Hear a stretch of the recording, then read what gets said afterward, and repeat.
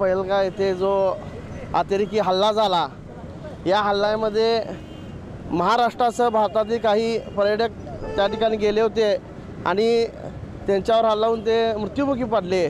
प्रथम त्यांना आम्ही श्रद्धांजली वाहतो। खरं तर भारत देश हा प्रगतीच्या दिशेनं वाटचाल करत चाललेला आहे।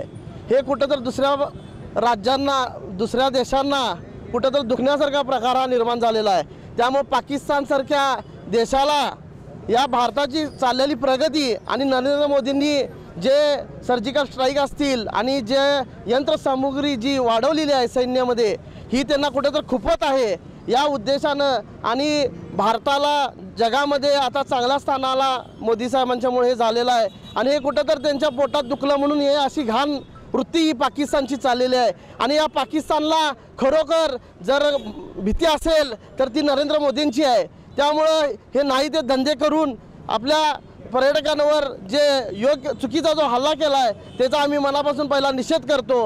आणि खरोखर मोदी साहेबांनी आणि अमितजी शहांनी लवकरात लवकर पाकिस्तानमध्ये जर ठरवलं घुसायचं तर लवकरात लवकर घुसलं पाहिजे। यासाठी सामान्य जनता पण उतरून त्यांच्यासाठी साथ दिल्याशिवाय राहणार नाही, एवढंच मी सांगतो।